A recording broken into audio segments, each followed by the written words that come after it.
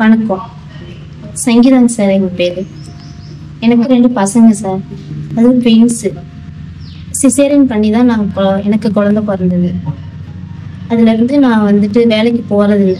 எனக்கு உடம்பு முடியாதனால நான் வேலைக்கு போறதில்லை. வீட்டுல தாங்க சார் இருக்கோம். என் மாமியார் இருக்காங்க, என் வீட்டுக்காரர் இருக்காங்க. வீட்டுக்காரர் வந்துட்டு சரியா ஒரு வேலைக்கு போனாலும் வீட்டை கவனிச்சுக்க மாட்டாங்க சார். என் மாமியார் இருக்காங்க, அவங்க மட்டும்தான் எங்க குடும்பத்தை பாத்துக்கிறாங்க. நான் வீட்டுலதான் உடம்புக்கு முடியாம நான் வீட்டுல இருக்கனால என் மாமியார் மட்டும்தான் எங்களை கவனிச்சுக்கிறாங்க. அவங்க கூலி வேலைக்கு போய் தான் அவங்க பாத்துக்கிறாங்க. மாசத்துல அவங்களுக்கும் ஒரு 10 நாள் 5 நாள் தான் வேலை கிடைக்கும். அப்படி இருக்கிற சூழல்ல நாங்க எங்க குழந்தைங்கள சரியா கவனிச்சுக்கிறது இல்லை. கவனிக்க முடியல காசு பிரச்சனையால. எப்படின்னா அவங்களுக்கு வந்துட்டு தேவையானது வாங்கி தர முடியல, சத்தானது வாங்கி கொடுக்க முடியல. அவங்க தேவைப்படுறது கேட்கவும் அவங்களே எங்கள்கிட்ட கேட்க மாட்டிக்கிறாங்க. ஏப்பா தம்பி அப்படின்னு கேட்டா அவங்க இல்லம்மா இல்ல வேணாம் அப்படின்னு வர்றாங்க. அடுத்த பசங்க எப்படி இருக்கானுங்கன்னு பார்த்துட்டு நாம கேட்டோம்னா அவனுங்க இல்ல எனக்கு வேணாம் இதுவே போதும் அப்படிங்கிறாங்க. அவங்களுக்கு ஒரு நல்ல சாப்பாடு சத்தான உணவு செஞ்சு தர முடியல. அவங்களுக்கு தேவையானது ஒரு ட்ரெஸ்ஸோ ஒரு காய்கறியோ எதுவும் வாங்கி தர முடியல. மாமியா ஒரு ஆள் சம்பாதிச்சு அவங்க வந்துட்டு ரொம்ப கஷ்ட சூழ்நிலை எங்களை கவனிச்சுக்கிறாங்க.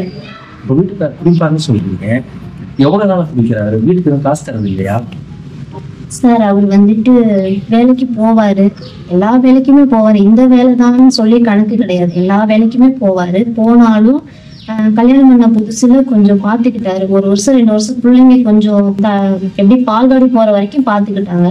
அதுக்கப்புறம் கண்டுக்கிறது இல்லைங்க சார். கொஞ்சம் பிள்ளைங்க பெரிய ஆளானதுனால அவர் கண்டுக்கிறது. எல்லா வேலைக்குமே போவாரு. போனாலும் சம்பாரிச்சு அவரு பெரிய ஆள்.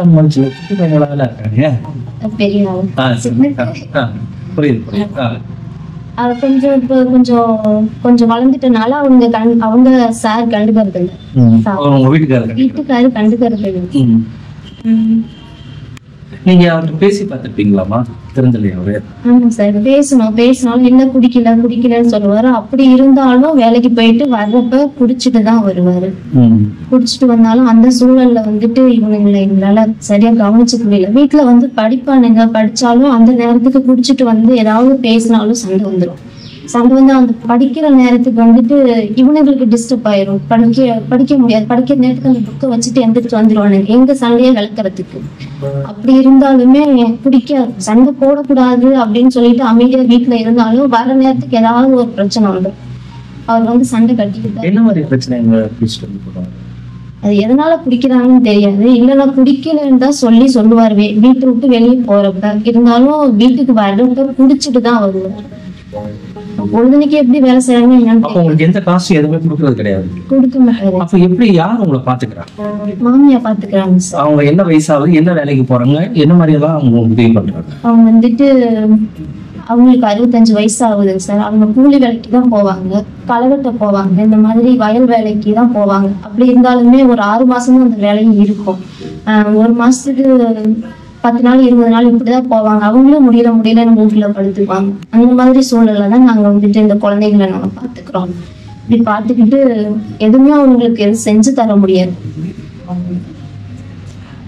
நீங்க ஏன் வேலைக்கு போறீங்க? நான் வேலைக்கு போகணும்னா எனக்கு சிசேரியன் பண்ணி தான் இவங்க 2 பேருமே ட்வின்ஸ். சிசேரியன் பண்ணி தான் எனக்கு குழந்தையே பிறந்தது. அதனால அப்படியே இருக்கவும் எனக்கு சத்தான பொருள் எதுவும் வாங்கி தராதனால எனக்கு அப்படியே கொஞ்சம் நாள் ஆக எனக்கு உடம்பு சரியில்லாம போயிடுச்சு. அதுல இருந்து நான் வேலைக்கு போனாலும் எனக்கு வைத்திய செலவு பண்ற மாதிரி இருக்கு சார். அப்படியே அந்த மாசம் செலவு பண்றதுமே என்னால பண்ண முடியாதனால நான் வீட்டுலதான் இருக்கேன். என்னையும் சரியா கவனிச்சுக்கிறது. நான் பசங்களுக்கு ஒசரம் தான் நான் இருக்கேன் சார். அவனுக்கு நல்லா பார்க்கணும், நல்லா படிக்கணும். அவங்க படிக்கிறானுங்க, படிச்சாலுமே அவங்களுக்கு தேவையானதை என்னால வாங்கி தர முடியல. அப்படி இருந்து எங்க மாமியா தான் பாத்துக்கிறாங்க. அவங்களுக்கு கூலி வேலைக்கு போய் தான் பாத்துக்கிறாங்க.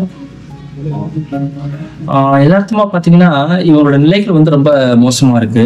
அவங்க வாழ பாக்குறீங்க எப்படி இருக்காங்க அப்படின்னு. அவங்களோட 2 பையங்க என்ன படிக்கிறீங்க? நீங்க உங்களுக்கு என்ன பிடிக்கும் சாப்பிடுறது? என்ன பிடிக்கும் சாப்பிட? என்ன பிடிக்கும் உங்களுக்கு சாப்பிட? படம் வேணுமா? உனக்கு என்ன பிடிக்கும்? சவுண்டா பேசு. ஸ்ட்ராபெரி பிடிக்கும். ஸ்ட்ராபெரினா சாக்லேட். உனக்கு படம் பிடிக்கும். ஆக்சுவலா அந்த பையங்க ரொம்ப டிப்ரெஷனா இருக்கானுங்க. அந்த அம்மா சொல்றாங்க, ஆக்சுவலா அந்த வீட்டோட நிலைகளை பார்த்துட்டு அவங்களால அந்த பையங்களால எதுவும் கேட்க மாட்டேங்கிறானுங்க. அப்பா அம்மாட்ட காசு கிடையாது, ஆச்சி தான் பாட்டி தான் எல்லாமே பண்ணுது, அப்பா இப்படி இருக்காருன்னு அதுலயே அவங்க கவலையா இருக்காங்க. தொடர்ந்து நிறைய பேர் நீங்க உதவி பண்றீங்க. இந்த பையங்க நல்லா படிச்சு வர்றதுக்கும் இந்த அம்மாவோட நல்ல ஹெல்த்தியா இருக்கிறதுக்கும் நீங்க உதவி பண்ணீங்கன்னா ரொம்ப சந்தோஷமா இருக்கும். ரொம்ப நன்றிம்மா, ரொம்ப சந்தோஷம். உங்களுக்கு கண்டிப்பாக உதவி வரும்.